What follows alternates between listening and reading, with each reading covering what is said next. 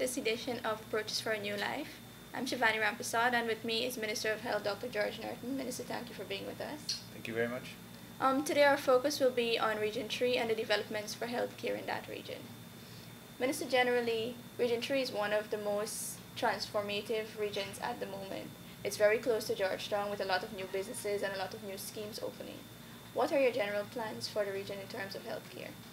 Well, I must say that the West Demerara Regional Health Hospital have seen better days than it's enjoying at the moment. And we want to get the West Demerara Regional Hospital back to where it was and even beyond that. Fortunately, West Demerara Regional Health Hospital is one of the three health institutions that has been earmarked for further development in the primary eye care system of the country. And this has been due to funding that was earmarked for the specialty hospital. And because of what took place with that hospital, the funds are now being directed rather than to the specialty cause to a more primary health care approach. And along with the West Demerara Regional Health Hospital, the regional hospital at Soddy in Region 3, and the Bartico Regional Hospital in Region 7. Those are the three health institutions that will benefit from that 14 million US dollars project that was supposed to be the remaining from the specialty hospital project. Minister, West Ham Hospital is the main referral center in Region 3. And some of the times the complaints are that they're overcrowded. What is your approach to addressing that? Well, I must tell you from the beginning that the Regional Health Hospital of West Demerara is not only for Region 3. It is the nearest hospital if you're coming from Region 1, Region 2, Region 7, and of course you have Region 3, which has a large expansion. For that reason, from the time one gets a PRECA, the nearest regional health hospital would be the West Demerara Regional Health Hospital, and there's a tendency of sending patients there, hence the reason for it being as crowded as it is. But right now, from that funding that I referred to before, we have a tender out for engineers and consultants to have an evaluation of how best we would improve the whole of the infrastructure of that hospital, and I would imagine that would be taken into consideration. That is the overcrowding that we have there. Minister, in terms of tendering, I know that this project that you're talking about is a modernization project. Can you outline some of the areas that they will be looking at, or the target areas of the hospital? Specifically, we hope to improve the pediatric area and the maternity area, focusing specifically on maternal health as well as neonatal health for babies.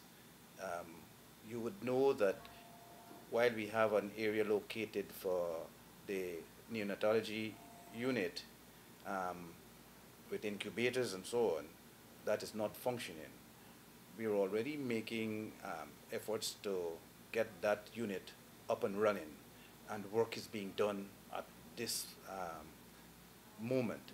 And I'm hoping that by next week, or probably in another 2 weeks, we will have that neonatology unit functioning.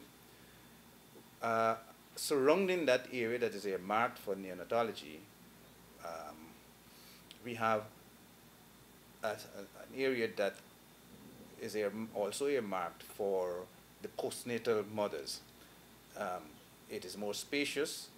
It has more space, because right now that hospital is cramped for postnatal mothers with their babies, and they're actually sharing with prenatal mothers, and we will hope to correct that situation. In terms of the step-down care facility, can you shed some light on the progress on that? I must say that I'm not comfortable with the situation as regards to the step-down care. That building has been standing there for the longest while. Um, it's practically complete, but there's some work to do with the bottom flat. And the last time I visit, I don't think work is continuing to there at the moment. We have to put things in place, and we're working towards that in getting that building up and running for the step-down care. Let's move away a little from the West End Hospital. The Leonora Cottage Hospital, or the Diagnostic Center there. It's actually one of the largest facility around that area. Can you say what's the progress for the hospital? Because for the past couple of years, we have had a lot of complaints from the institution itself in terms of staff being unsatisfied with the working conditions and so on. Can you say if you have had a chance to meet with the doctor in charge, and what are the plans for that facility? I was disappointed when I visited that hospital because for some reason, in the past regime, a lot was said about the Leonora Diagnostical Center as well as the Diamond Diagnostical Center and so on. And I get the impression that it was an ambitious, let's say, project or plan, whatever it is, but it's not living up to its expectation. I have visited that hospital from the onset, the entrance into the accident and emergency department. I can't see the logics in the infrastructure, how it was built, where the triage room is supposed to be, you know, and the holding area. I don't think too much efforts were put into have a hospital setting that takes all of these situations into consideration. The actual infrastructure is done. You can see the air conditioning units working, but it's all dripping water on the floor. You've got the electricity cables are exposed. The plumbing situation is scandalous, to say the least. Water dripping, taps not functioning. I don't think enough planning was put into that building before it actually started. What is amazing about the Leonora Cottage Hospital or Diagnostical Center is that you've got a maternity ward there that is not utilized in any way whatsoever. We have seen tile floors, tile walls, birthing room, birthing bed, new mattresses on beds that, you know, can right, that can adjust and so on, and it's not being utilized. And I think that's a waste of, you know, very, very costly resources, and important at that. And I'm hoping that we have a gynecologist in the department, in the hospital, you know, a specialist there. The question is, why are we not doing deliveries there when it used to be done before? The nurse who is in charge there, she can recall of so many persons who deliver there without any complication. I don't see why we're not putting that into practice, and I hope we will very, very shortly. So many things are missing in that area. You know, the dental unit is there, the X-ray unit is there, but it's not functioning except for the portable one. We've got limitations with our lab facilities. The records department needs to, you know, be looked into, as well as the pharmacy. And you know, we've gone to a stage that I hate to imagine what can happen if it continues, where, like for instance, they had an ultrasound machine. It is now removed from there and placed at the West Demerara Hospital.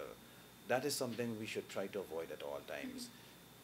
You know, if the West Demerara Hospital needs, you know, an ultrasound machine, then let's get an ultrasound machine for the West, but don't take it from another center, you know, because it's kind of, you know, that will take on a trend that we don't want to go down that road at all.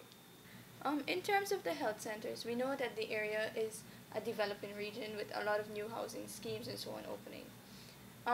Going over to the islands, like One and Wakenham, they have their health centers.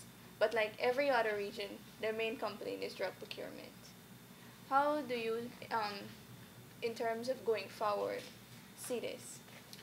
No, drug procurement is a problem, a national problem. There's no doubt about it. I've witnessed drugs being expired, where you've been to centers where they don't have the basic medications and so on. And we thought a lot of that was because of the system we had in place there, where whatever it was, it favored a particular company. And we literally, even though persons might argue against sole sourcing, we end up to that because the pre-qualifications favored a particular company.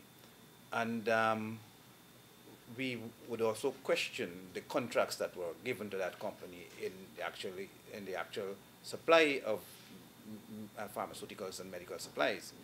We're hoping that we can have a more open tender process with competitive bidding, and that is already in the making. And of course, it will take some time.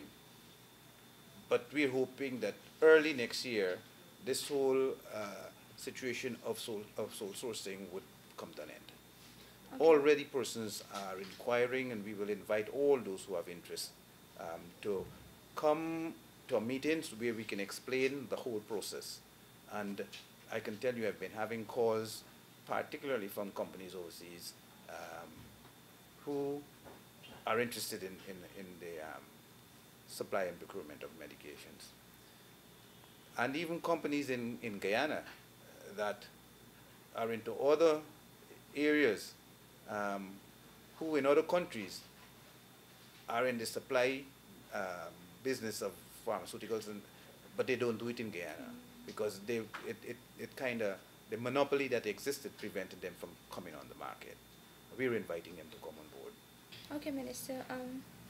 So to the people of Region 3, what is it that you want to tell them? What is your message to them in terms of healthcare?